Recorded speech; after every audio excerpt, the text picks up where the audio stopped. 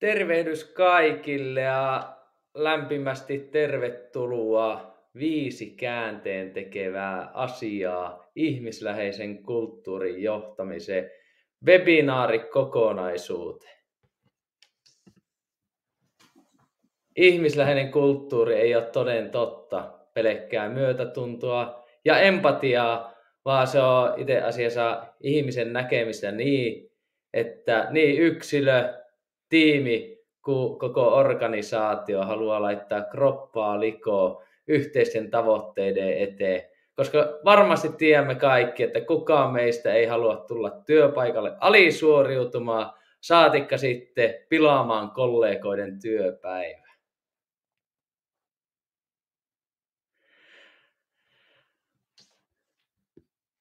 Mä oon tosiaan Karjula Henri, Helsa toimitusjohtaja, ja omassa työssä tietysti saan paljon myös nähdä hyvin erilaisia organisaatioita ja toimin tämän kohtaamisen fasilitoijana ja asiantuntijavieraana. Mulla on kollega, lääkäri, valmentaja ja intohimoinen ihmisläheisen työelämän kehittäjä Lari Karjula. Lämpimästi tervetuloa, Lari, sinullekin. Kiitos ja upea olla tänään tämän aiheen äärellä.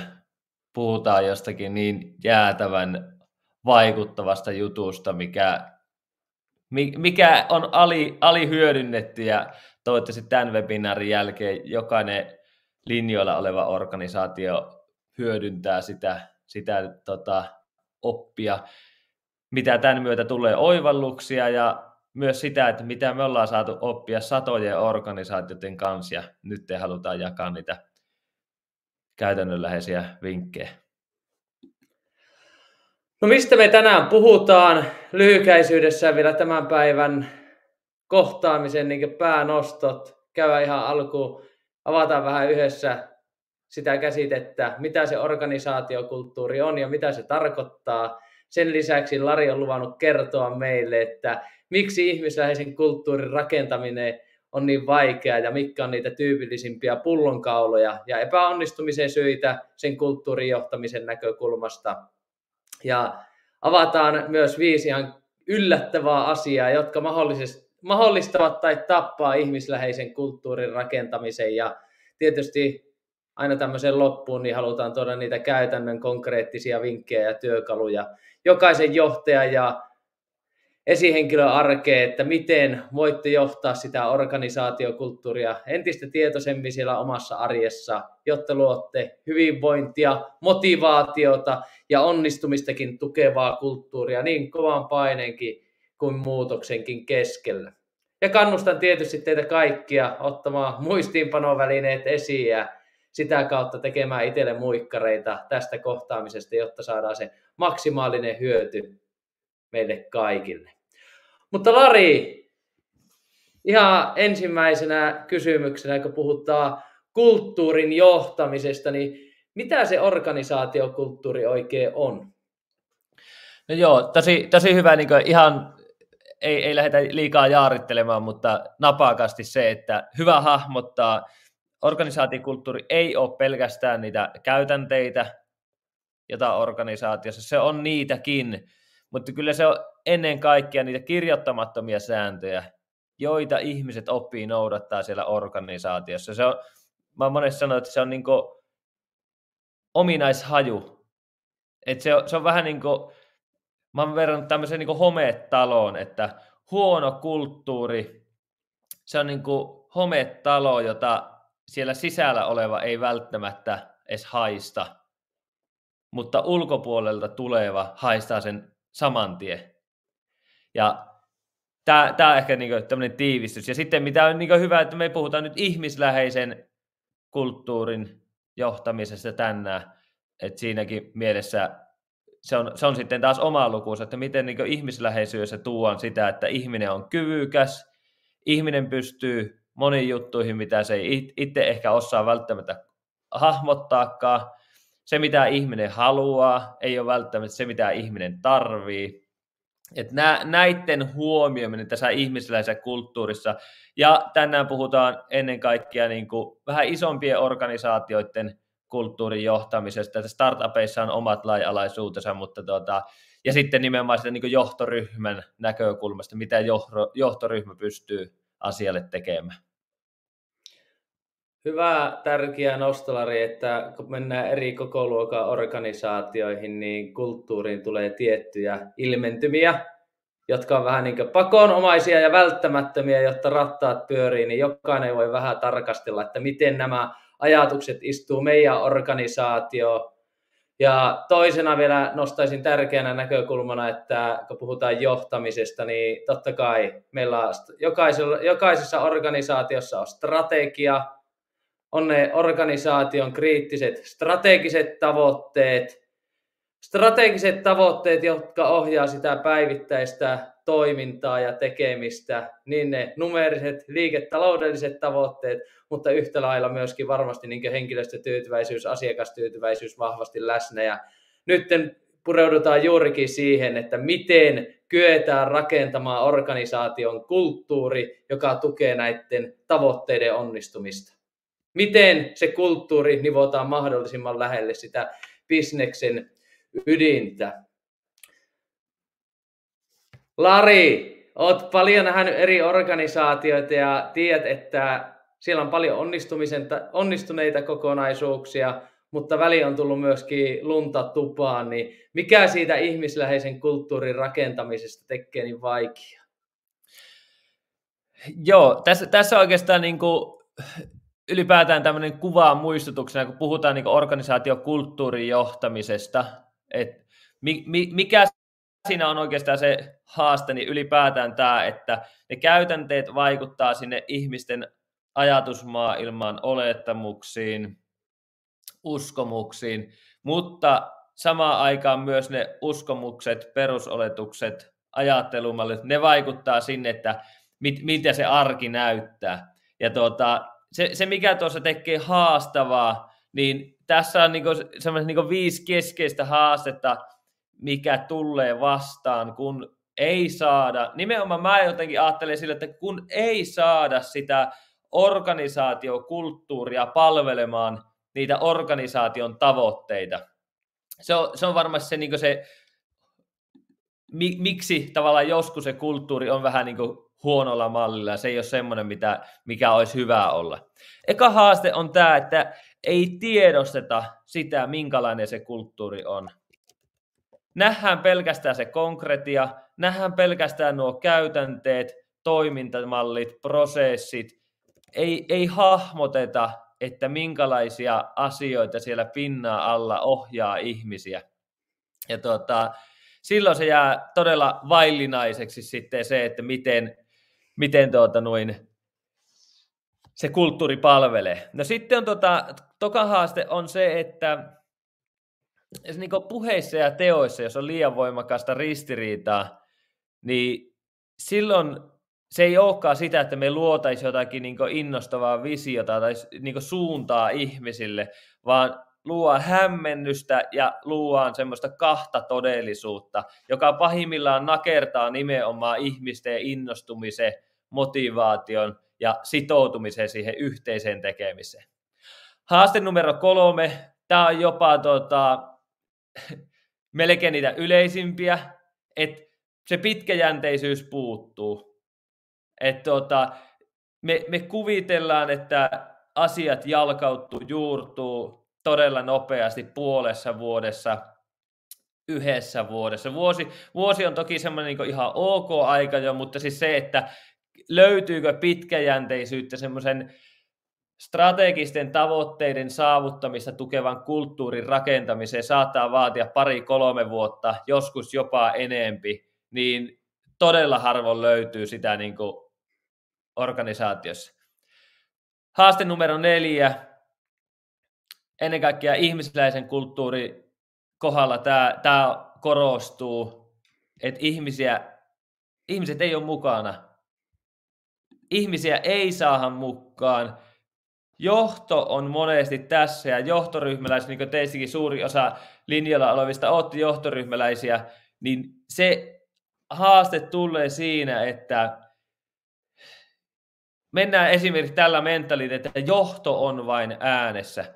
Me kuvitellaan tekevämme ja ottavamme johtajuutta sillä, että me ollaan aina äänessä, mutta oikeasti tukahutetaan ihmisten motivaatio, innostus, sitoutuminen, kokemus siitä, että minä olen tärkeä, minä pystyn vaikuttaa, minä haluan antaa tälle yhteiselle tavoitteelle oman panokseni.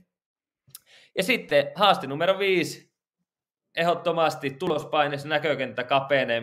Meillä tavallaan se ylipäätään se kulttuuri jää pimentoon. Me ei nähdä sitä, että mikä voima siellä on, kun me saadaan ihmisläheinen kulttuuri valjastettua palvelemaan tavoitteita. Että fokus menee sitten siihen niin kuin numeroihin, jotka on tulosta siitä tekemisestä.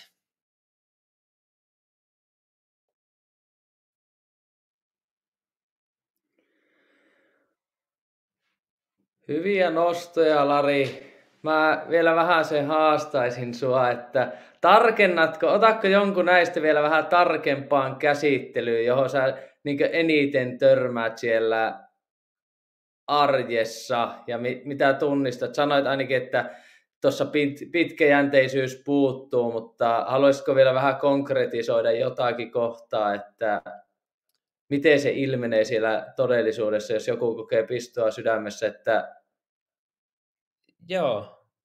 No otetaan vaikka tämä kohta 2. Ristiriita puheissa, teoissa, luodaan kahta todellisuutta, luodaan hämmennystä. On esimerkiksi tämä, että johdolla on käsitys vaikka, että organisaatiolla menee aivan hyvin, asiat sujuu, koska johtoa mitataan tietyillä mittareilla. On vaikka se klassiset kannattavuus, henkilöstötyytyväisyys, asiakastyytyväisyys.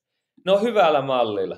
Samaan aikaan henkilöstö siellä arjessa voi olla, että ne puskee tosi tiukilla itse ja heillä on huolta.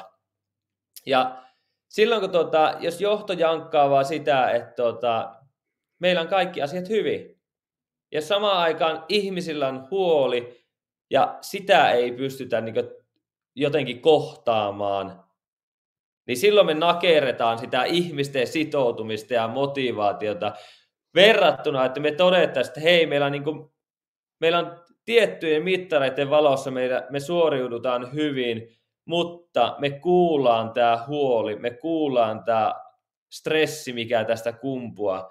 Niin se on niinku tavallaan tämmöinen niinku kahden todellisuuden ylläpito riski, että jos me ei uskalleta tavallaan niin sitä, koska kulttuurissa on tosi paljon kyse kokemuksesta, miten ihmiset kokee, miten meillä toimitaan, miten kokee, miten mun kuuluu toimia, miten mä koen, että miten mun kuuluu niin heittäytyä tähän yhteiseen juttuun. Niin jos tätä kokemusta ei kyetä kuuntelemaan, vaan me seurataan vaan tosiaan vaikka niitä lukuja, niin ihan jäätävä niin semmoinen katve syntyy sinne. Toivottavasti tämä vähän konkretisoi tätä näkökulmaa. Kiitos, kun Lari avasit tuota. Ja jos mä itse kuulen, niin se johdon todellisuus ja yksittäisen työntekijän todellisuus, niin me voidaan elää aivan kahta eri todellisuutta. Ja tietyllä tapaa ne mittarit siihen onnistumiseen on erilaiset. Kyllä. Ja kuitenkin tärkeää muistaa se, että miten me johtona kyettäisiin kaventamaan sitä kuilua johdon ja henkilöstön välillä ja minkälaista puhetta me annetaan sinne, jotta me osoitetaan sitä, että se ymmärrys siitä jokaisen työntekijän arjesta on niin suhteellisen realistinen. Kyllä, ja tuossa tulee ihan tämmöinen niin yksinkertainen johtamisnäkökulma, että onko työntekijöillä niin sama suunta kuin johdolla. Koska tietyllä tavalla, jos työntekijä ajattelee, että no mun tehtävänä on tehdä tätä, vaikka että meidän tiimissä on mahdollisimman niin kuin tasapainoinen tilanne, ja sitten johto tavoittelee vaikka sitä, että me kasvetaan raketin lailla, niin silloin tulee se konflikti sinne, että kun ei ole sitä yhteistä jaettua todellisuutta, ja siinä mielessä mennään taas tuohon kohtaan 1, että onko myös toisaalta sitä suunnasta, mutta onko sitä kulttuuristakaan sellaista tietoista tilannekuvaa? No mitkä on, Lari, sinun mielestä semmoista 5 yllättävää asiaa, jotka mahdollisesti joko mahdollistaa tai sitten tappaa sen ihmisläheisen kulttuurin rakentamisen? No joo, tässä oikeastaan sillä niin kulttuurirakentamisen johtamisen välttämättä semmoisia niin ihan mullistavia, mutta ehkä semmoisia, mikä hukkuu tosi helposti siinä arjessa, ja joissa mä näen semmoista niin piilevää potentiaalia tosi monien organisaatioiden kohdalla. On ensinnäkin ihmisyyteen liittyvä asia, haasteet ja vaivannäkö, niin ne ei ole uhka, vaan ne nimenomaan voi rakentaa sitä, että ihmiset kokee sitä kyvykkyyttä, ne kokee semmoista syvää innostusta, motivaatiota, ja tämän niin kuin huomioiminen niin auttaa organisaatiota kasvamaan ja valjastaa sitä niin kuin voimaa, joka siellä on. No sitten ihan alihyödynnetty on johtajien tämmöinen haavoittuvuus, miten sitä inhimillisyyttä pystytään osoittamaan. Johtajat tahtoo olla aika monesti kovia suorittajia, monesti myös sen takia johtajapestiin palkattuja, kun on tavallaan semmoinen kova suorituskyky ja sietokyky, niin se, että muistaa erikseen panostaa siihen haavoittuvuuden esiin tuomiseen, vaikka se itse tiedostaisikin, että mä mokailen, mä joudun niin venymään, että mä saan oikeasti niin priimaa aikaiseksi ja niin poispäin, mutta ei ylläpidettäisi semmoista niin täydellisyyden kulissia. No sitten ehkä tämmöisenä aikana erityisesti niin näkyy tämä, että ihminenhän tarvii yhteisöllisyyttä. Toisaalta yksilö haluaa helppoa elämää ja tämä, että niin uskaltaa rakentaa sitä yhteisöllisyyttä. Se voi joskus tuntua siltä, että tässä harataan vähän henkilöstön toiveita vastaan, mutta se, että siellä piilee tosi voimaa.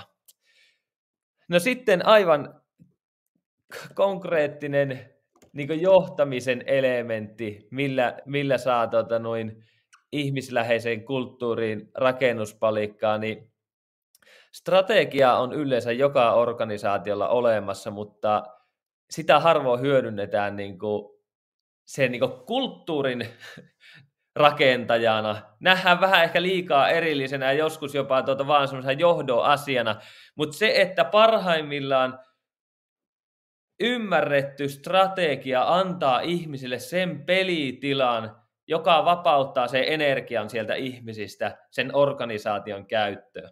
Ja tämä on, melkein mä sanoisin, että tässä 6 vuoden aikana opituista ja kohdatuista organisaatiosta, niin 90 aivan vajaatehoisella käytöllä.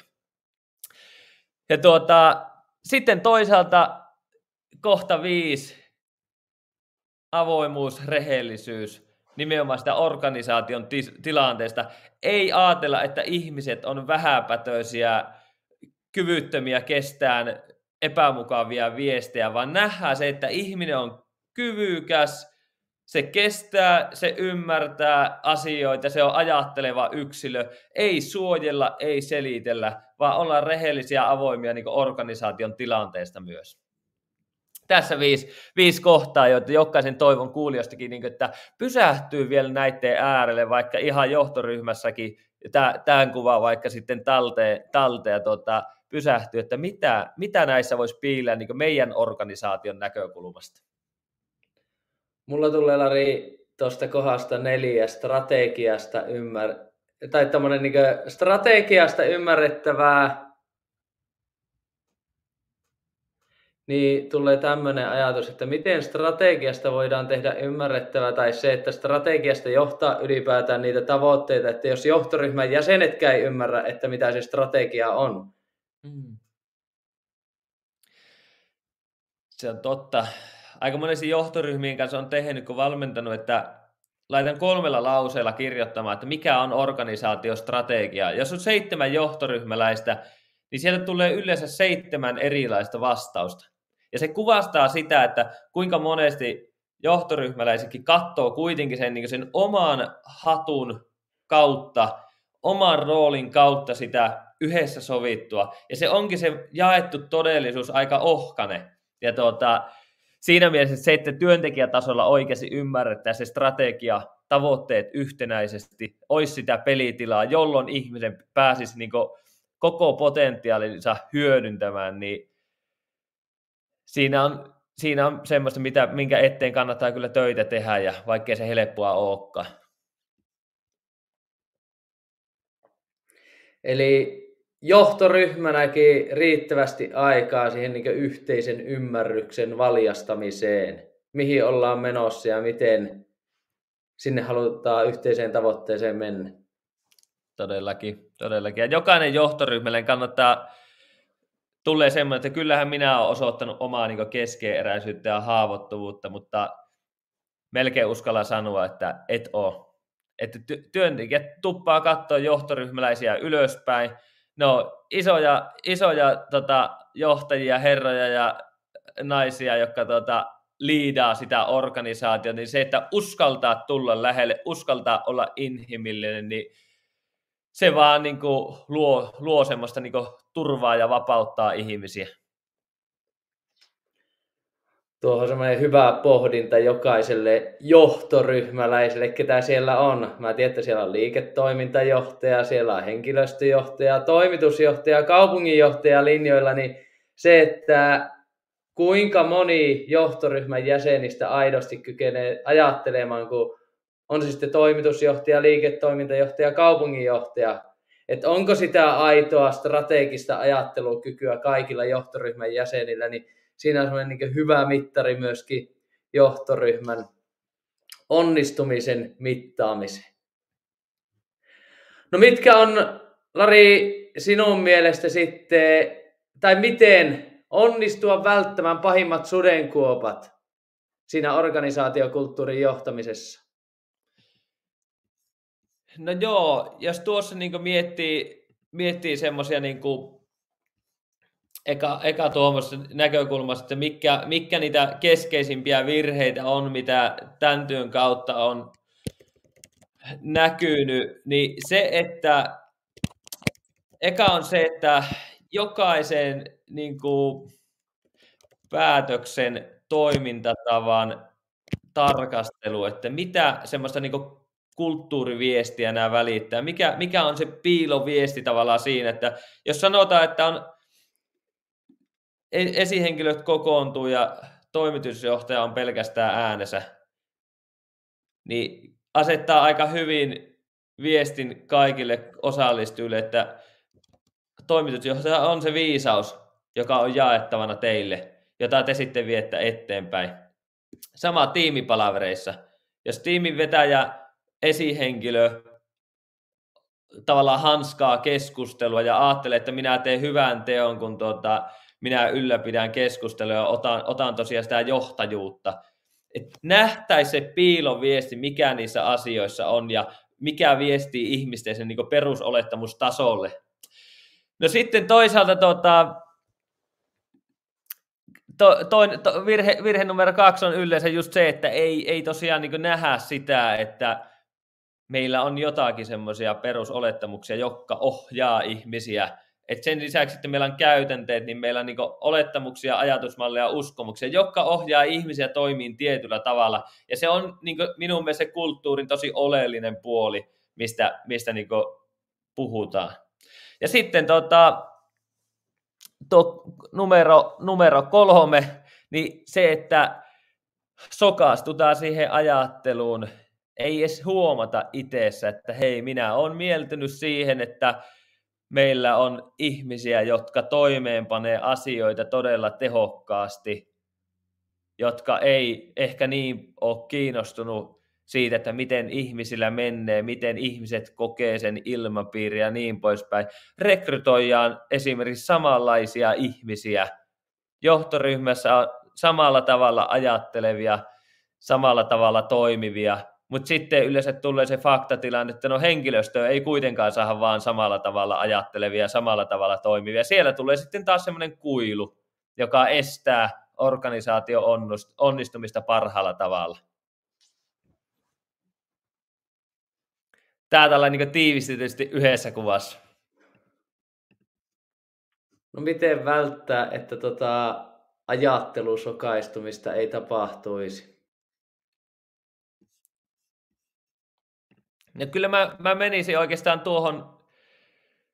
tuohon kohtaan, että ylipäätään tällainen niin kuin näihin näkökulmiin ja vinkkeihin, että miten sitä ihmisläistä kulttuuria, koska tuossa on tietysti se, että ei sokastu, niin no vaatii ylipäätään äärimmäistä semmoista niin kuin itsereflektiota, oman ajattelun kyseenalaistamista, mutta ennen kaikkea, niin kuin, jos miettii taas sitä konkreettista puolta, niin sitä palautteen pyytämistä, jopa palautteen kerjäämistä ja jopa sen semmoisen kriittisen ajattelun ruokkimista sopivalla tavalla. Jokainen tietää, että ei jaksa semmoisen jatkuvassa kriittisessä ympäristössä niin kuin kukkaan kovin kauan, mutta se ajatus siitä, että johtoryhmäläisenäkin pyrkisi siitä, ymmärtää sen, että aina on pikkusen niin semmoinen sokeus, ei pysty hahmottamaan kokonaisuutta ihan täydellisesti, ei pysty ikinä ymmärtämään täysin sitä, että millä tavalla eri ihmiset kokee sen kulttuurin sillä hetkellä. Niin sen kun hyväksyy, niin sitten tulee varmasti luontaisestikin se ajatusmalli, että mun on kysyttävä, mun on pyydettävä sitä palautetta, mun on oltava utelias kuulemaan, että minkälaisia kokemusmaailmoita tässä organisaatiossa nyt niin kohataan ja mitä täällä on. Ja tämä on niin varmaan se niin itsereflektio, palautteen aktiivinen pyytäminen ja tosiaan se myös sille kriittiselle ajattelulle oven avaaminen. Mä käytän paljon tätä oven avaamismetaforaa jonkun mielestä ehkä kyllästymiseen asti, mutta se ajatus siitä, että voi sanoa, että hei, että vaikka omalla kohdalla sitä, että mä tiedän, että mä oon välissä aika nopea, mä tiedän, että mulla on välissä niin kuin vaikeutta antaa niin kuin tosi yksityiskohtaisia ohjeita, että miten mä voisin tässä onnistua paremmin, tai että mä saatan tässä mokata, että miten se on näyttäytynyt viime aikoina. Vähän niin kuin antaa sen mahdollisuuden, että hei, mulle voi nyt antaa rakentavaakin palautetta, tai meille johdolle voi antaa rakentavaa palautetta. Se on varmasti niin kuin ensimmäinen juttu. Mutta jossain käy sillä tavalla, että kun nopea ihminen pyytää palautetta, niin se tiimiläinen on ehtinyt yhden rakentavan palautteen antaa, niin nopea johtaja jo sanottaa sitä omaa ajattelua, eikä malta olla hiljaa. Se on totta. Aika kivuliasta se on. Voisi ehkä tietenkin tuosta tulee se, että kysyä myös palautetta siitä, että saitko annettua sen palautteen, mitä halusit. Tavallaan, että ei tosiaan menisi siihen, että no niin, pintaraapasu tuli, mutta sitten toisaalta niin tuli myös nopeasti sammutettua hyvä roihu, mikä oli lähdössä liikkeelle.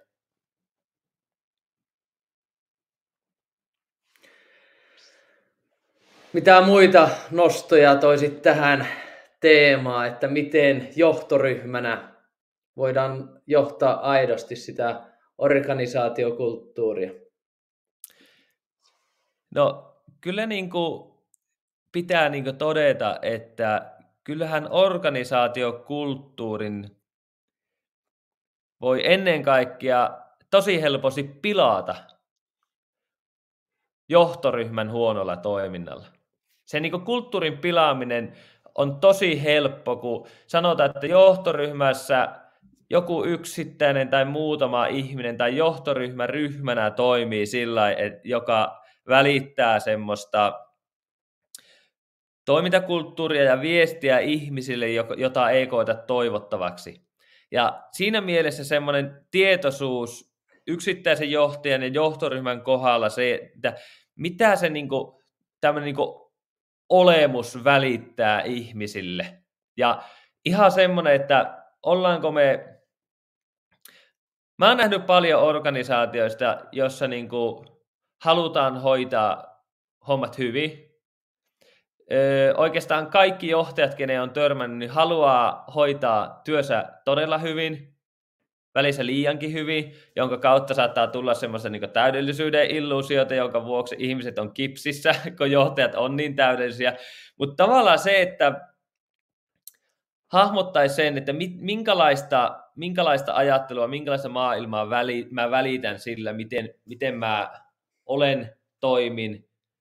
Ja tosiaan tuo, että keskitytäänkö me vaikka aina tosi tiukasti tavoitteisiin, haipataanko me aina silloin, kun tulee joku jätti onnistuminen, vai annetaanko me arvo sille, mitä me halutaan siinä kulttuurissa olla. Jos mietitään ihmisläheistä kulttuuria, niin jos me halutaan sitä, että kyynärpäätaktiikalla eteneviä haipataan ja kannustetaan, kun ne saa niin kovaa jälkiä aikaa, vai halutaanko me oikeasti sitä, joka uskaltaa antaa tilaa kollegalle, uskaltaa nostaa kollegaa jalustalle, ja tuonko me sitä niin positiivisessa valossa esiin.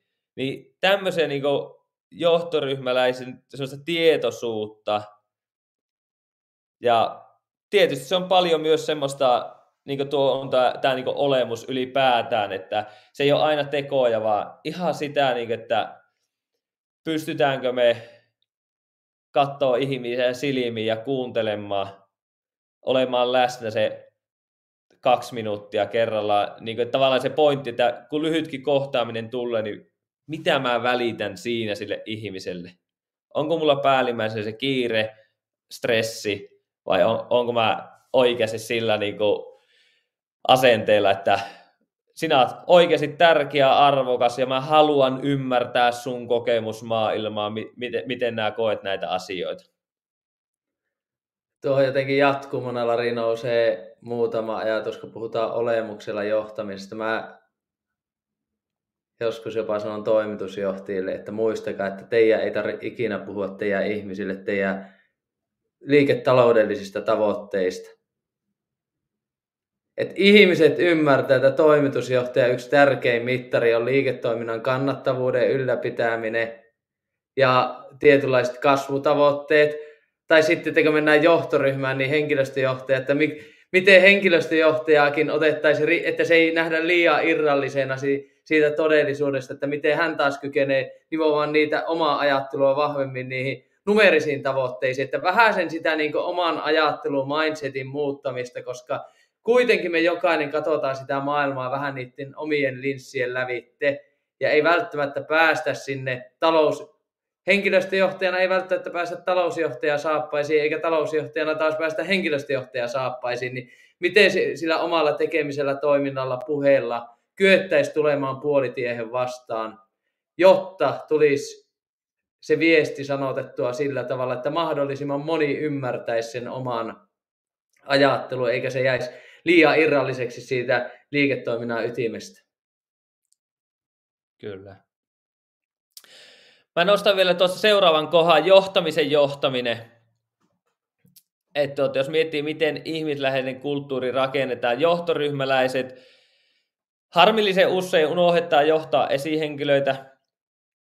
Ja mitä enemmän esihenkilöt saadaan ajattelemaan kuin toimitusjohtaja ja kuin johtaja. Eli tietyllä tavalla näkemään sitä kokonaiskuvaa. Ihan samalla tavalla kuin työntekijätasolla olisi hyvä ymmärtää myös niitä strategisia tavoitteita, jotta saadaan sitä pelitilaa ja vapautta, niin se, että miten se johtamisen johtaminen hoidetaan. Ja sitten 4. tuossa nostan vielä sen, että jos me muistetaan, että ihminen ei ole semmoinen niin kuin särkyvä lasiastia, niin silloin me saadaan ihmisiä, jotka ei ole särkyviä lasiastioita. Tavallaan se, että jos me uskotaan ihmisiä, me luotetaan, että ihminen ei mene rikki, niin silloin se ihminen myös toimii sillä tavalla. Ja tässä piilee tosi paljon kyllä semmoista pelivaraa, jolla sitä ihmisläheistä, koska ihmisläheinen kulttuuri on nimenomaan sitä, että ihmisläheinen kulttuuri saa aikaan ja onnistuu paremmin kuin mikään muu kulttuuri.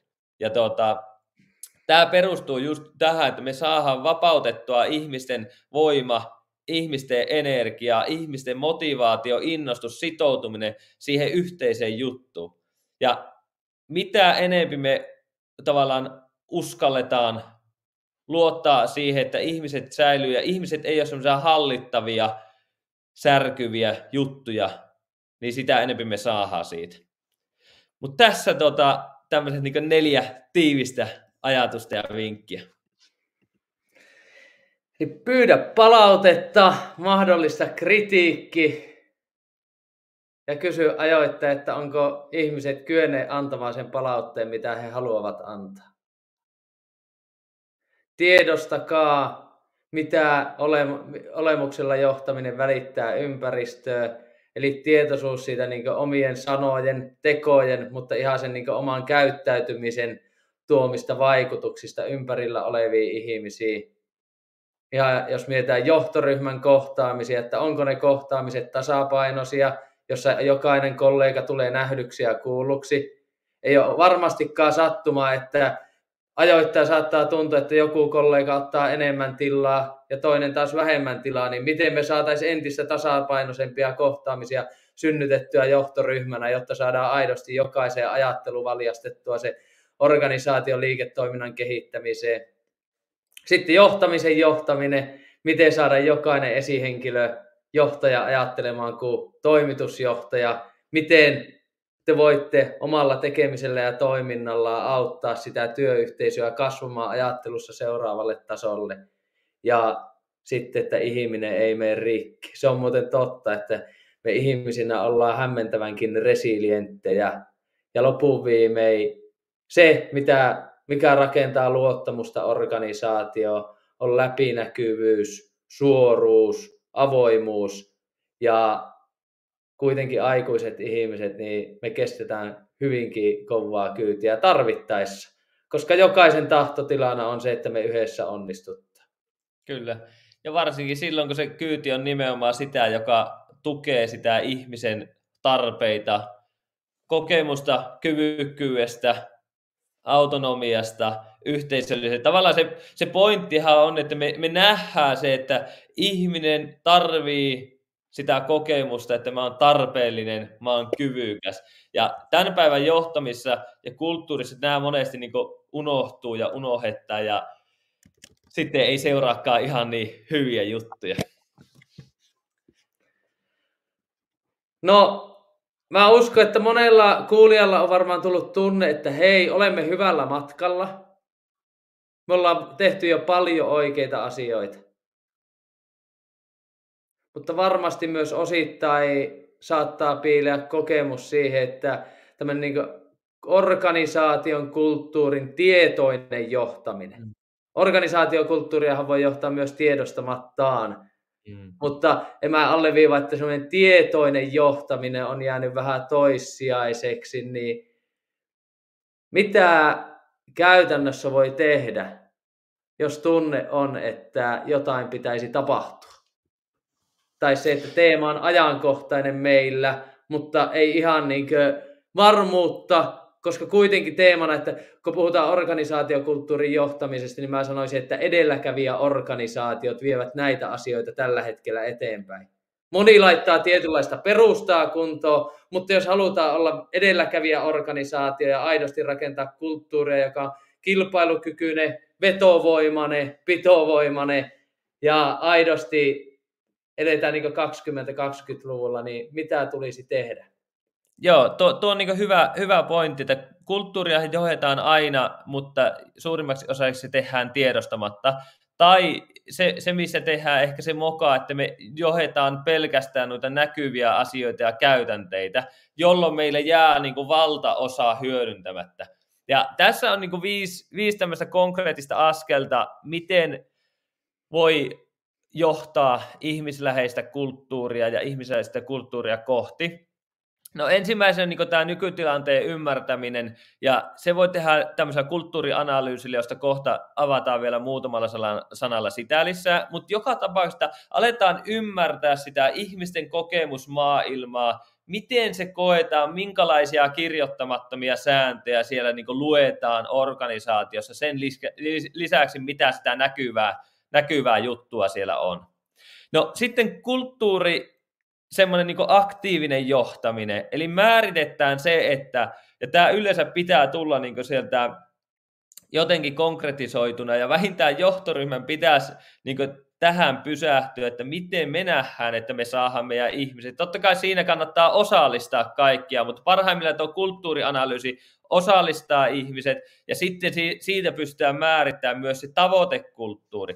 Eli minkälaista semmoista voimaa me halutaan sinne tavallaan, niin kuin jos ajattelee tämä niin jäävuorot, että minkälaista voimaa me halutaan sieltä alhaalta ylöspäin tuua siinä meidän organisaatioelämässä ja arjessa. Todella harvoin on ylipäätään määritetty, että minkälaista kulttuuria me halutaan tavoitella, ja se kans vetää niin semmoista voimaa sieltä pois. No sitten pitää muistaa, että kulttuurin johtaminen vaatii sitä röyhkiää, brutaalia avoimuutta, koska muuten se on se harvojen kokemukset, jotka määrittää sen organisaatiokulttuurin johtamisen. Se vaatii sen oikeasti, että uskalletaan kohdata sitä palautetta, uskalletaan kestää myös semmoista kriittisempää keskustelua, miten me koetaan tätä maailmaa, miten me koetaan tätä organisaation tilannetta, ilmapiiriä ja niin poispäin. Miten me koetaan ehkä niitä epäsuoria viestejä, jotka sieltä tulee eri elementissä. No sitten tämä kohta 4 ylipäätään se tämmöisten sanattomien viestien tunnistaminen kaikissa päätöksissä. Joka ikisen päätöksen, joka ikisen toimintamallin kohdalla organisaatiossa pystyttäisiin hahmottaa se, että mikä se on, että jos sanotaan, että tiimipalaverit on infotilaisuuksia, minkälaista kulttuuria se luo? Todennäköisesti se passivoi ihmisiä ja tavallaan vähentää sitä ihmisten toimijuutta.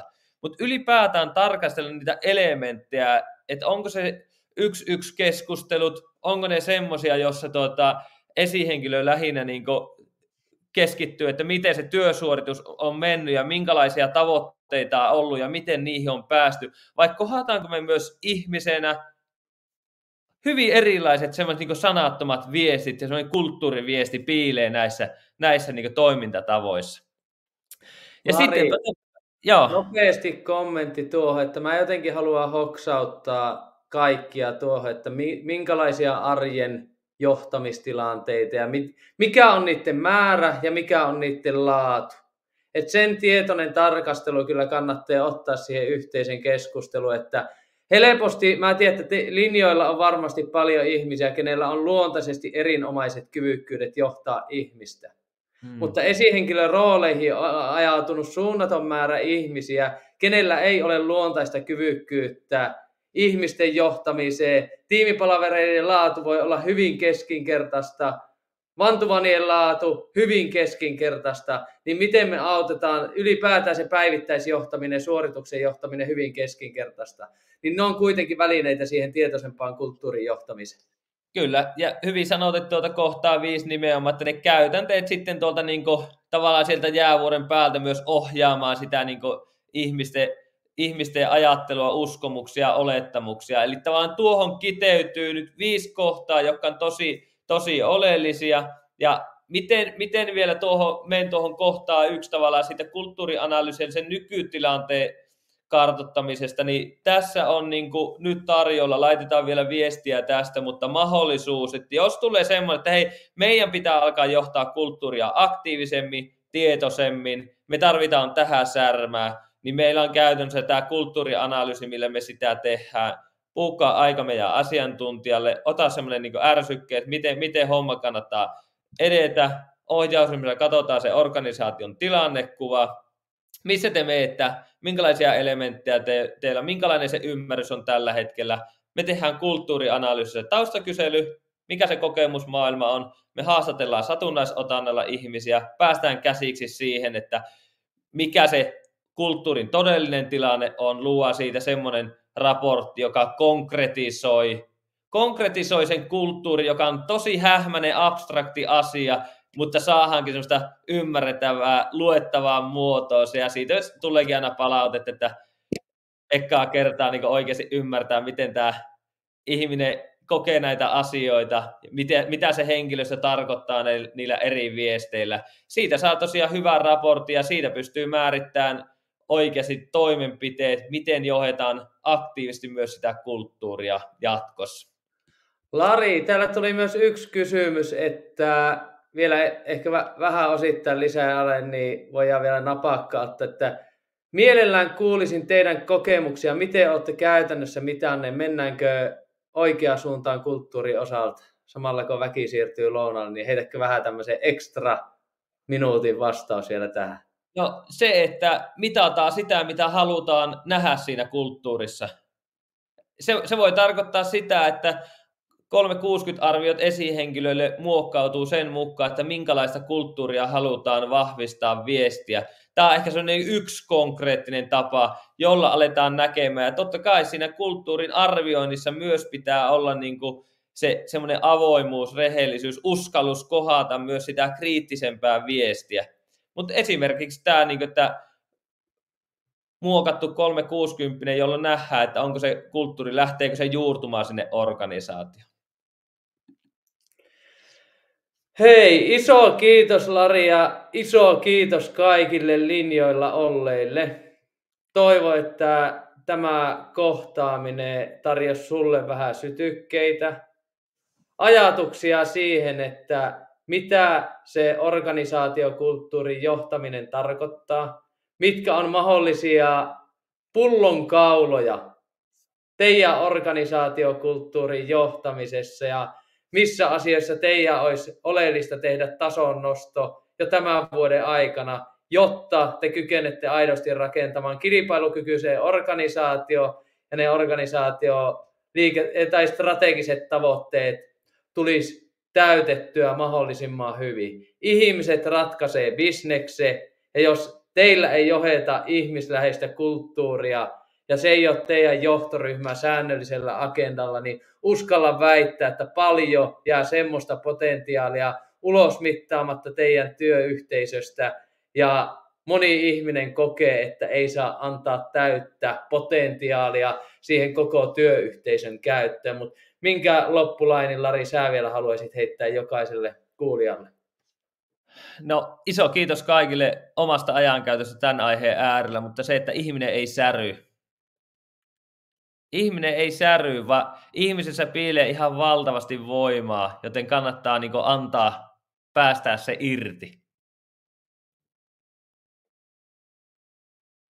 Näihin kuviin, näihin tunnelmiin. Ei muuta kuin erinomaista päivän jatkoa. Kiitos.